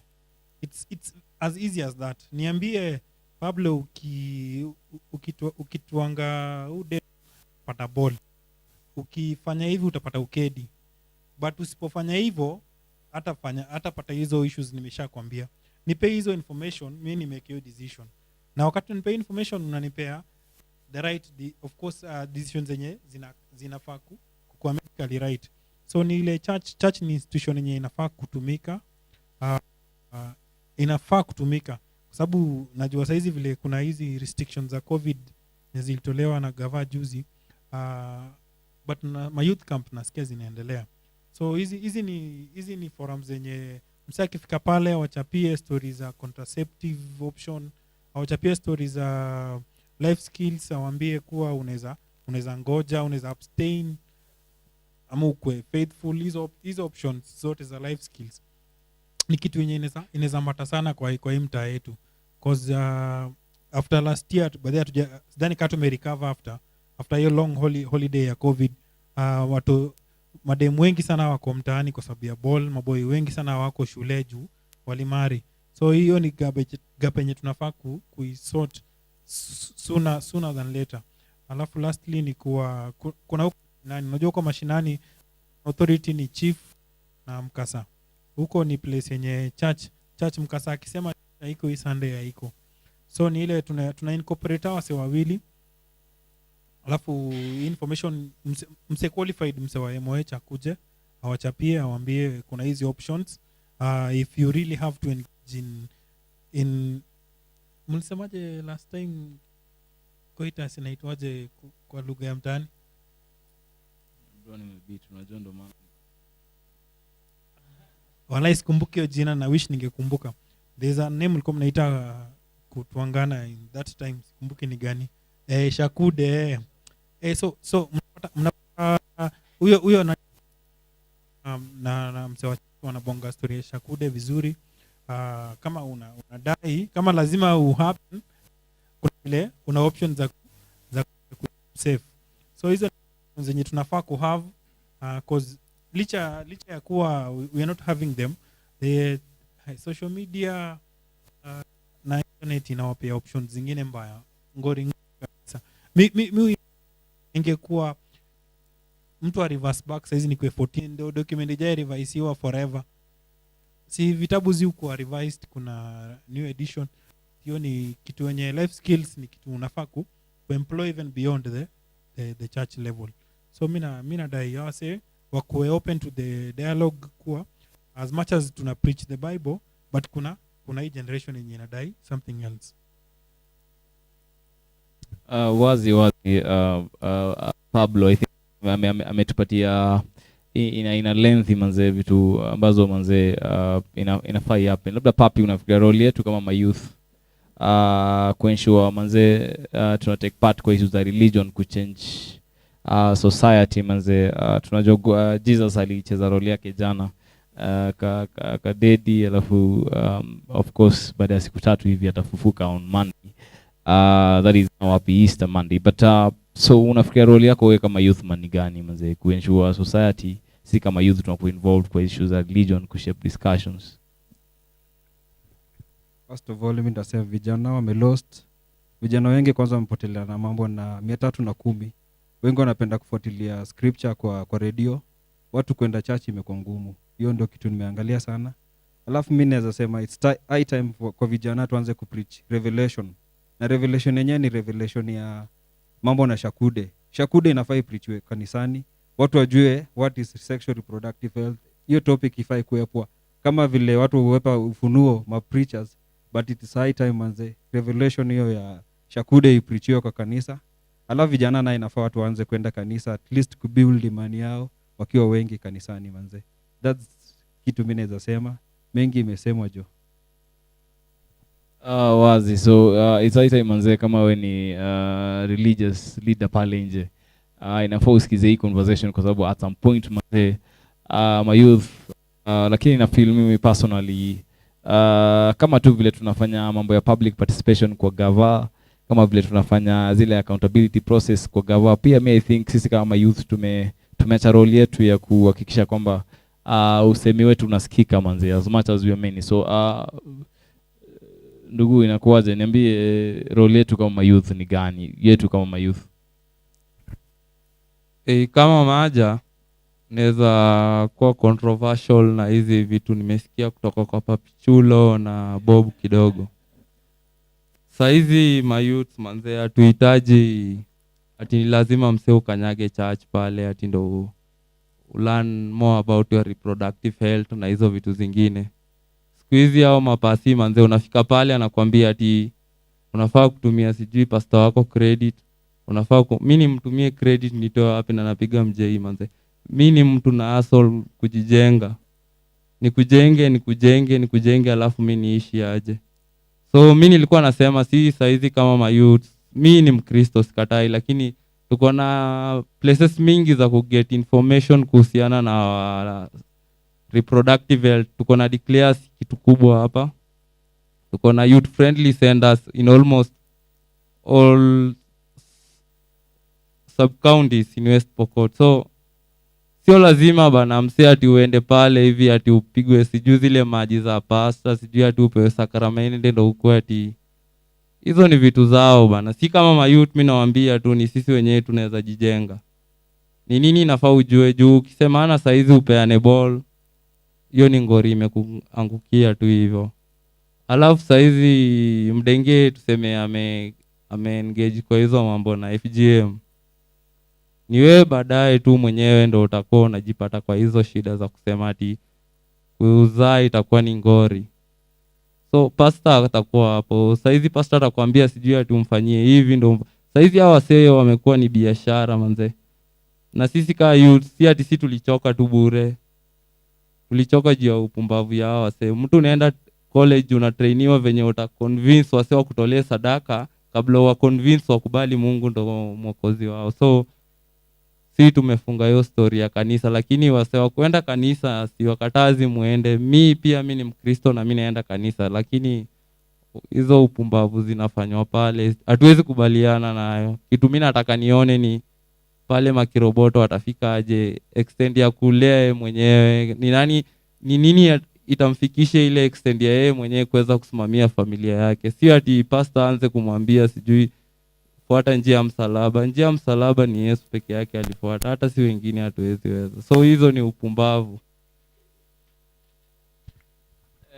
Ninaitwa Gumzo Mtaani manze. Hao ndo vijana tunakutana nao kila siku manze. Nikiwa na hii boys club manze kwenye chill sport. Watu wako na different opinions manze. Thank you very much Maja. I think kitu important kitu unajaribu kuniambia ni ati at some point we are meant to believe in vitu ambazo labda ni ceremonial. Kwa mfano ile nimeona Pablo akitingiza hapa kichwa ulimwingia sana, lakini at some point unajaribu kusema things are changing, things are different and people need to understand my youth wanafikiwa aje at some point. So kumbuka ukikuwa pale mtaani na unasikiza manze na wanaspizo Ruby anasema tune out akamino show iko lit sana. Thank you very much bro manze. Watu wengi sana wanafuatilia hii conversation wakitaka kujua hii role ya mayouth kwa issue ya religion manze. Ni kitu wenye mayouth hatupendi sana kubonga juu yake najua. Mara ya kwanza nikiambia hii mbogi hapa leo tuna discuss story ya religion walika hivi Buddha. Sasa tunafanyaje how do we start this conversation? But trust me, we have a role to play to ensure that at the end of the day issues ambazo zinatu affect ambazo ni politics, social development, mambo ya economics na mambo ya religion pia, because ni vitu ambazo zina revolve around our day to day life. Labda na tukimalizia hii conversation, I think labda tuulizane manze. Ni nini tunataka hao maklaji wadu, ni nini tunataka hao mashek, hao wase ambao wana lead these religious institutions, ni nini tunataka wadu manze ndio at some point ikuwe sawa. Labda tuanzie kwa Papi leo. Azini mimi naweza sema mimi naweza taka kama church yangu ini appreciate mimi kama kijana naweza patiwa session manze nipige vijana mambo na sexual reproductive health, watu wajue shakude ni nini. Mimi kama msabato yani sabato huko yani yeah, happy Sabbath leo. Thank you Papi Chulo. Unajua tulikutoa mbio kwa church lakini at least umefika. Thank you very much. Yes Maza, unataka nini to do? Mimi kitu mimi nataka religion ijue mayouth manze. Saizi hatuwezi ishi kama Moses. tuko na lifestyle yetu tofauti sana manze, na ni lazima watukubali venye tunakuja hivyo juu ni kama unajua unaweza pata mzee amepiga luki yake, amepiga kirage na anaenda hivyo church, pastor anaanza kukuuliza maswali, kwani kama nguo ingekuwa ni kitu ya maana tungezaliwa nayo. So hizo ni vitu wenye tunafaa kuona ni vitu ilipitwa na wakati, si venye tuko hivi ndo venye tuko hivyo kaa youth. So ni watukubali, na wasipotukubali pia kuna njia zingine. Pia mimi nakumbuka niambia kulingana na maelezo yake. So youth, kitu tunataka kama youth, mi naona ni tuheshimiwe venye tunajipresent, venye tunaongea, hadi tukipiga sheng zetu lazima watuelewe. Huyo pastor lazima apelekwe na ring manze. Hivyo ndo naweza sema manze. Thank you very much Manza. Naona watu wengi sana wanafuatilia. Kuna wengine watu nyawe. Kuna Bethwell Kosgei. Watu ni wengi ambao wanafuatilia hii story. Kuna Norman Emmanuel, Vijay Brian KE. Watu wengi sana wanafuatilia hizi gumzo na wengi ni youthman. Na labda Pablo utuambie, unafikiria religion iko na role gani manze ya kuplay kuensure hizi SRHR issues ambazo tunaziona, ama kushape discussions za vitu ambazo zinatu affect sisi kama youth ina happen? So unafikiria wako na lipi la kufanya bro? Ni swali ngumu sana but naijibu in 3 ways. One ni kwa the religious fraternity wanafaa ku understand kuwa society ime change, technology may come through, alafu lastly morality may log in. So ni ile sense yenye religious wanafaa ku understand kuwa the youths na society yenye wana handle saa hizi na the same narrative ya 1965 BC see the same. So things have to change, they also have to adapt to the changes in the society. Secondly ni kuwa religion inafaa ku accept the fact that mayouth saa hizi si the same na mayouth wa 2010, si sawa na sisi mayouth wa 95. It's very different. For a fact ni kuwa kijana mwenye ako na smartphone saa hizi the same 10 years back the line hakuwa na mulika mwizi. Mulika mwizi ilikuwa buda yake, yeye alikuwa msee wa kutuma barua na writing pad, unangoja 2 weeks ndio ifike. So those are changes may happen in the social life, but in the religious circles hatutaka accept that there are changes. We are lying to ourselves. Kijana saizi akitaka kujua any shakude position, anaenda tu kwa net, ana type hapo DOG position, anapata option kwa Google inamwonyesha jinsi ya kupiga position 1 or 2. Mresh pale mtaani akitaka kujua how to kupiga na capital B na J, anaenda tu kwa net na anaipata. So everything iko out there, you don't need to learn things via experience. Kuna watu wenye wamefanya vitu na wanakam come through. But it's recent tu ndo kuna pilot alisoma upilot na YouTube na kafly ndege.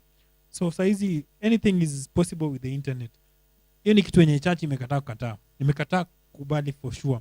Hadi church ukienda church kusoma Bible kwa phone wanaona nikaa umewakosea, wanataka usome hizo vitabu zao.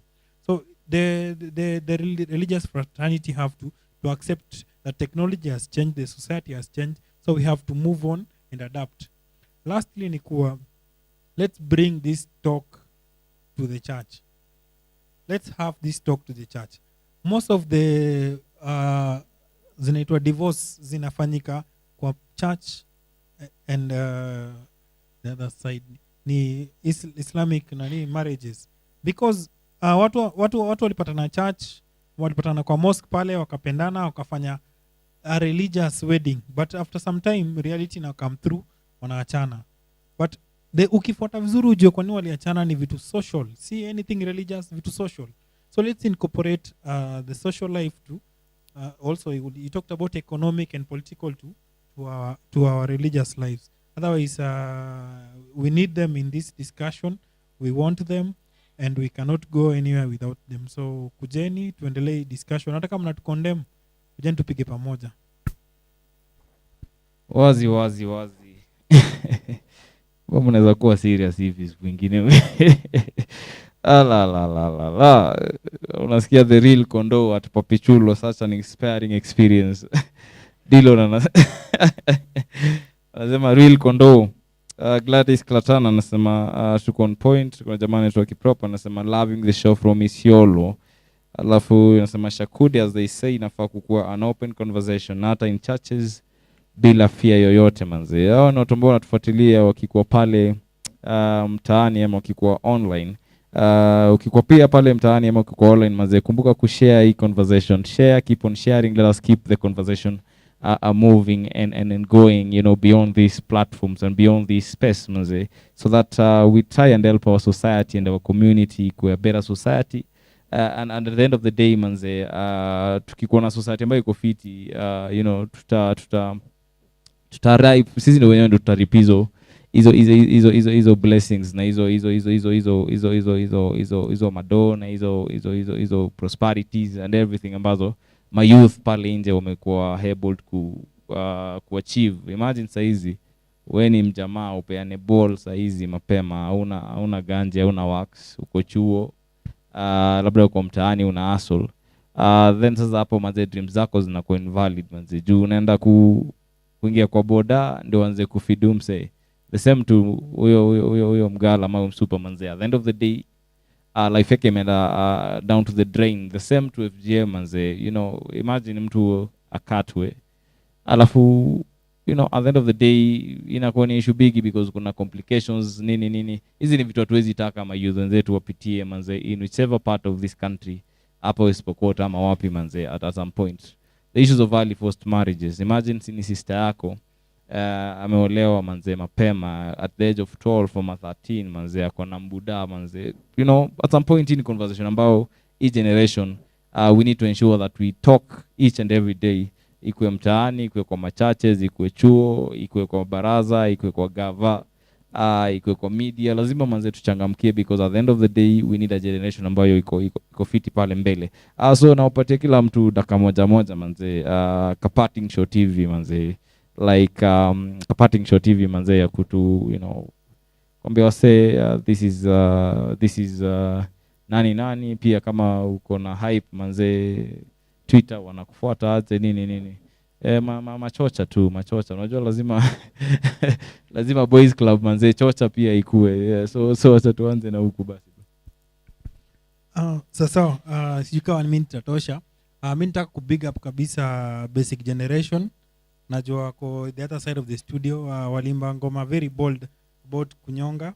It's a discussion yenye ina happen everywhere, but trust me, your discussion ukileta kwa church unaweza sulubiwa na wewe si Yesu. So mi na support bonge vitu zinabongo kwa community, watu waijue, waisikie na wa have a honest discussion about it huko nje. Secondly ni kuwa tusichoke, things itaisha. Mimi nilikuwa altar boy forever, nika quit. Saizi mimi tu hii process, but nile wakati church ita believe something even without evidence and discussion, mimi ni very democratic, siwezi kubaliana nayo.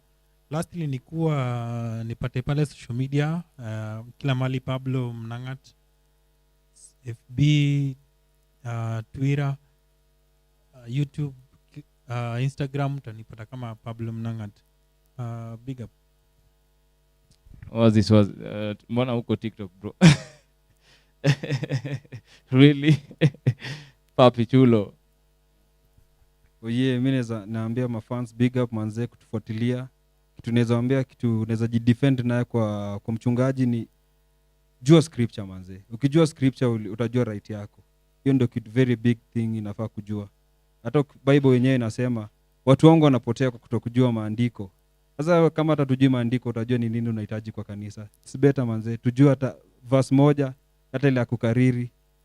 Ukitaka kunipata unipate kama KG's Evantos to any social media, just type KG's Evantos, itakuletea handles zangu zote. Anaitwa Papi Chulo, KG's Evantos manze. Handles zote manze. Na like bro. Bado yuko na Vantos. TikTok everything yangu tu ukiona jina Vantos, hakuna mtu anatumia jina Vantos ama KGZ. It's only me in this, na nimeregister. It's officially. Ukipatikana unatumia hiyo, maybe ni name watoto wangu. Utasua se. Anaitwa Laika manze. Kumbuka pia yeye ndio kiongozi pale Makadichu Sounds and Events manze. So ukikuwa na event pale mashinani manze na unataka ipambwe vizuri sana manze, unataka sound quality, unataka kila kitu manze, video, science yote ambayo unaona hapa siku ya leo manze, tafutana na Bazenga kwa sababu atakupanga manze. So that is it. Tafutana like amesema Laika, lakini anasema kuna Vantos KGZ kwa kila kitu ambayo anadu. Maja kama Maja manze, mi sina mambo mingi ya kuambia. Mimi ndo naambia tu follow kitu yenye unajua wewe kwako ni kitu manze. Hawezi lazimisha kila kitu manze, na hata hao wase wanatulazimisha ati tuishi maisha sijui za zile maenzi. Tutawaacha tu waongee juu si saizi tunajua penye tunago manze. Alafu saa pale hivi mi niko tu na one famous account hapo ni Twitter. Mina go to by the name Maja @Maja. Alafu utanipata hapo tu, ndo unaweza ni follow juu Facebook kuna watu waliniharibia jina huko na hizo vitu zingine. So niko tu Twitter peke yake. Sawa. So uliesa kwa Sultan wa Pokot.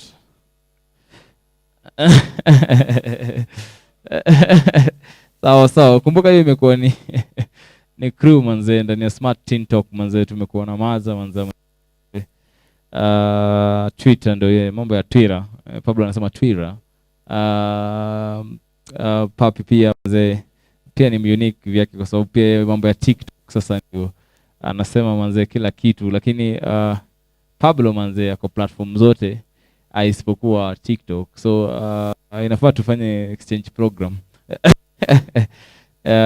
Manze sisi kama youth tunatumia hizi platforms ku reach out to ama kupitisha ujumbe ambao tunasema manze. Kumbuka usisahau kufuatiliza mazungumzo yetu kwa kulike fan page yetu ya Declares Kenya manze. Enda pale Facebook tafuta Declares Kenya manze, bonyeza like alafu weka notification on manze, utakuwa unaona hizi Smart Teen Talk show manze, kuanzia ile ya kwanza ambayo tulifanya na hizo zingine ambazo zinakuja miezi ambazo zina come through.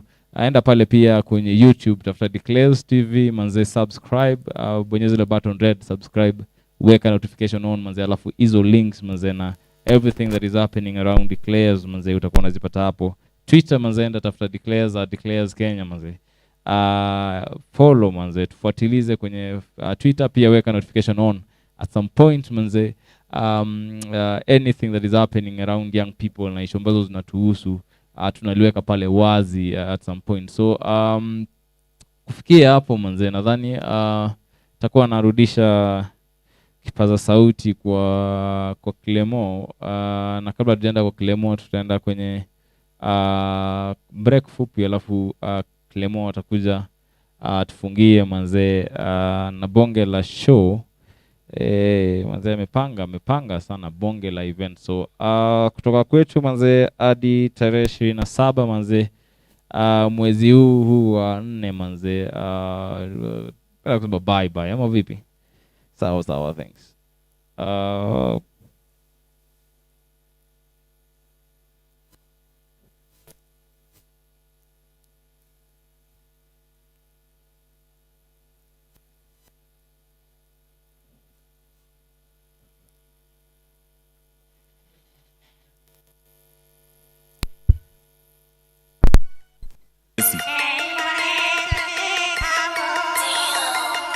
Sindo vichwa mbaya, Walking Dead, scary, ganja farmer, dangerous, dreams come reality, what's your ability? Welcome to the party, dark party, are you ready? Ready lady, ready.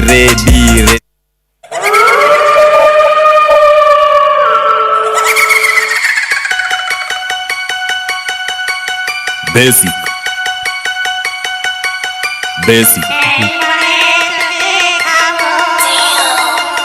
Sinde vichwa mbaya. Walking dead, scary, ganja farmer, dangery. Dreams come reality, what's your ability? Welcome to the party, dark party. Are you ready? Ready lady, ready ready, ready pedi, zedi pedi. This is Halloween, happy Halloween, hello, hello Halloween. Ya Halloween tunajinais tukiwa na power, wax na moshi ya shada, maimboni kama maswara, tuko na basha kali na young Vin Jinx na majongs, atinjoke na daimaniku akirom kila usiku, chana chanua na Eddie, atoke kwa bash kijiko. You can give without loving, bila do hakuna uradi, bila uradi hakunanga pedi. Pesa ni kama ukedi, kila moro udai hana weekendi. Bleki, utishe mafala. Are you ready? Ready lady, ready ready, ready pedi, zedi pedi. This is Halloween, happy Halloween, hello, hello Halloween. Nalela ni mafala na naka kutisha chuma ndani ya kovel ni manduru party moto holiday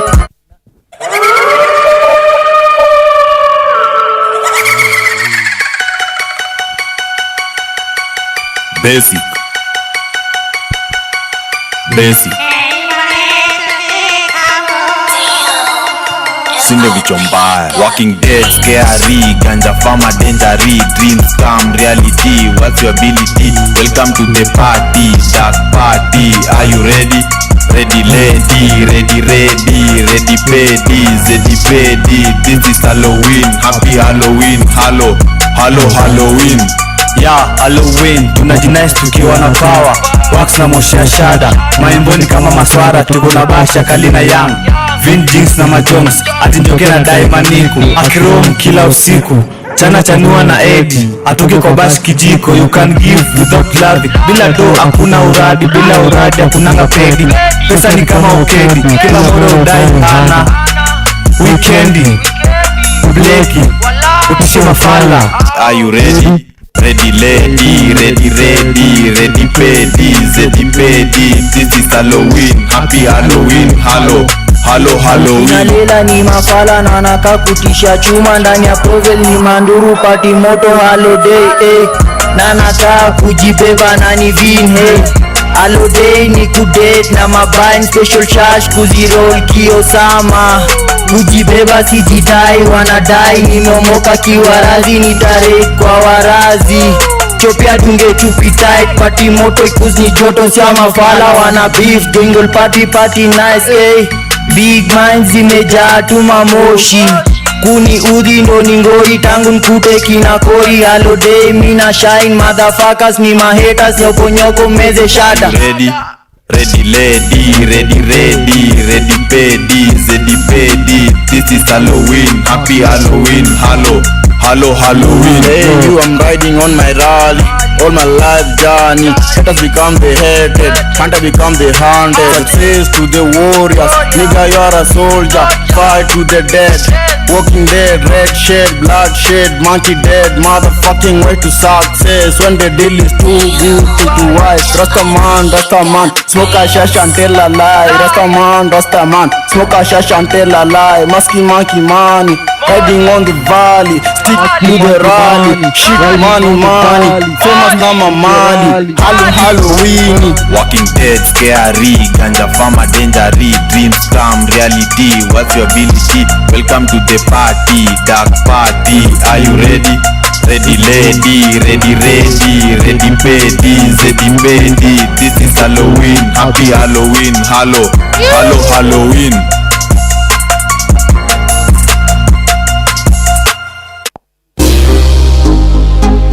Basic, basic, basic, basic.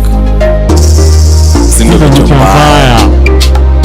Mamacita, mamacita. Mamacita, señorita Cinderella, I'll never keep you on the low side of my mind. When nobody wanna flow, I'll fight every war, I'll do break every law, just to be with you. So let them know that I'm your hero, I'm your hero, I'm your hero, I'm your hero. Haya yote nimekwambia,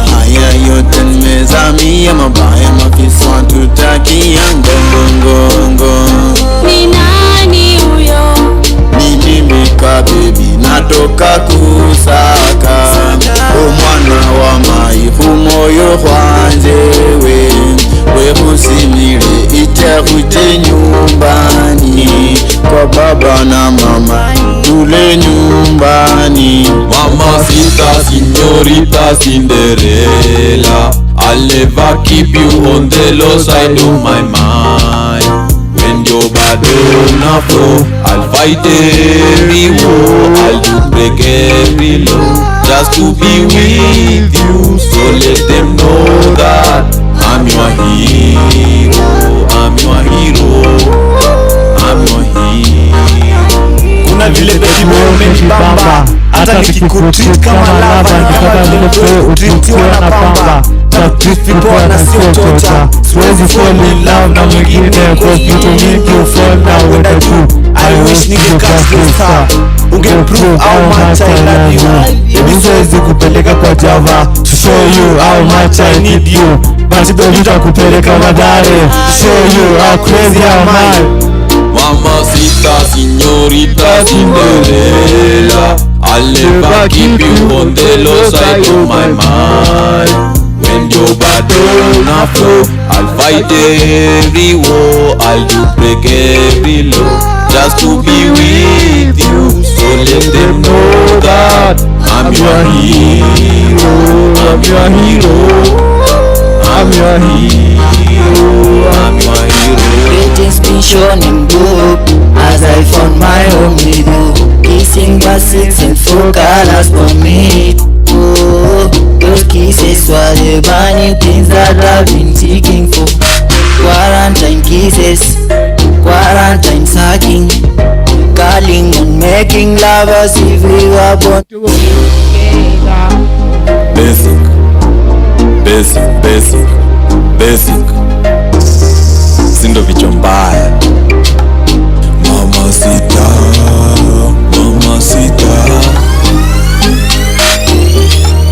Mamacita, señorita Cinderella, I'll never keep you on the low side of my mind. When you're bad on the floor, I'll fight every war, I'll do break every law, just to be with you. So let them know that I'm your hero, I'm your hero, I'm your hero, I'm your hero. Haya yote nimekwambia, haya yote nimezamia, mabaya mafiswa tutakia ngongongongo. Ni nani huyo? Ni mimi ka baby, natoka kusaka o mwana wa maifu moyo hwanzewe wemusimire itakute nyumbani kwa baba na mama tule nyumbani. Mamacita, señorita Cinderella, I'll never keep you on the low side of my mind. When you're bad on the floor, I'll fight every war, I'll do break every law, just to be with you. So let them know that I'm your hero, I'm your hero, I'm your hero. Kuna vile baby wewe umenibamba, hata nikikutreat kama lava, ni kama vile mtoi utreatiwa na pamba. Takutreat people na sio chocha, siwezi fall in love na mwingine, cause vitu mingi ufall na uenda juu. I wish nige catch the star, unge prove how much I love you. Baby siwezi kupeleka kwa Java, to show you how much I need you. But baby nitakupeleka Madare, to show you how crazy am I. Mamacita, señorita Cinderella. Basic, basic, basic. Sindo vichwa mbaya. Kadoba kameshika kwenye bash tuna shine, kabiz kana tunda na mavibe ni kuflow. Kadoba kameshika janjaruka kiwakanda, pull up ami kama tia na kulola. Come baby, nikupige vitu bana. Come baby, nikupige kiwakanda. Come baby, nikupige vitu panga. Come baby, nikulambe kimaganda. Mbicho za mabai zimeshika kiwakanda, bolo ya kikunyi imefura kimaganda. Makeg na manyege zinazidi tukipanda. vichochoroni kulia wanadai tukupandwa. Wandaki nikipanda inazidi tukushanda kwa mtaro, ni mamoshi hapa juu kwa kitanda. Mashiro zimevimba minadai tukupanda, kukata tu matoke utadhani mimkanda. Polo kiwakanda na stili veganda, na shani anadai anapenda kaya punda. Kadoba kameshika kwenye bash mina shine, kabiz kana tunda na mavibe ni kuflow. Kadoba kameshika janjaruka kiwakanda, pull up ami kama tia na kulola. Come baby, nikupige vitu bana. Come baby, nikupige kiwakanda. Come baby, nikupige vitu banga. Come baby, nikulambe kimaganda. Liwo nikiranga imelota vikizoba. Liwo nikiranga zikurik ni mangeso. Ripodo na hidara zikishopa ni robozo. Na niko umajing nikichapa itabaki. Na venye umebeba itabidi nimekata. Sentege ziko rini na kibo imebedi. Na niko saa young is petty. Smoking shash no petty. Telling lies no petty. My young motherfucker ni kama ni my brother. Juu hata machocho ndiye wao uchimba. Na penye umebleki itabidi umeshonwa. Na zing ziku young na mazing zimezama.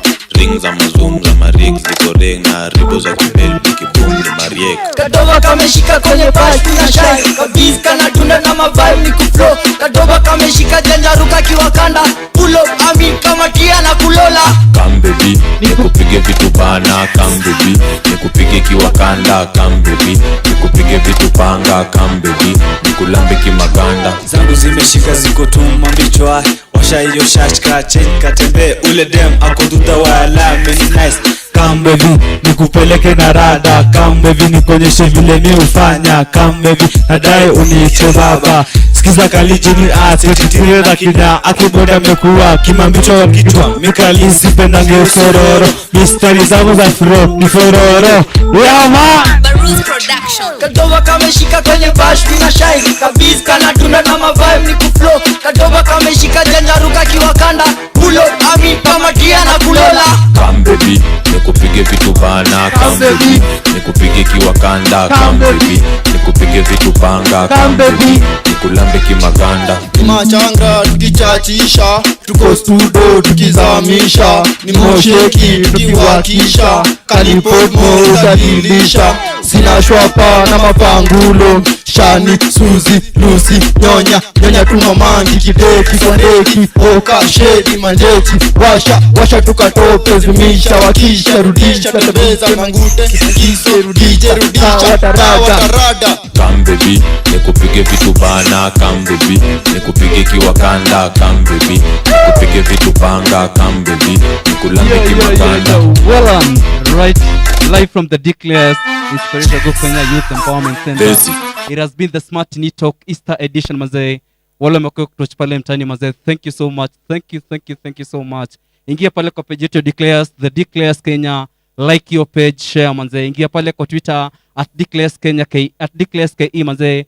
Like, follow na make sure kwa kwamba unatufuatilia mraba. Manze, it's saddening to let you know manze tunadai show manze saa hizi. Wenye show kameshika manze afu nakakatisha manze.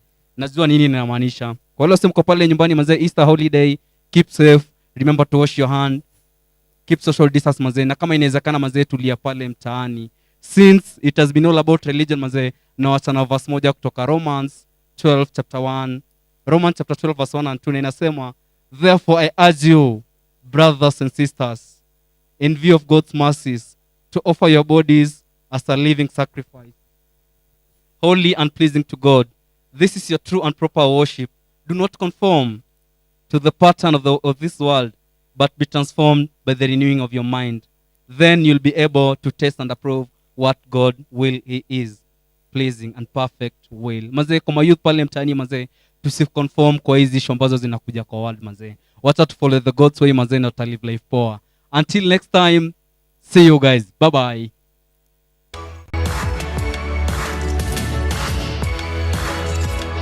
If you know what's right, let's take responsibilities. Si hata ukikuwa na boyfriend pia hatujesema dimufanye. Yo mtali cheza na Keroma nayo. Unajua venye kucheza na Keroma brother.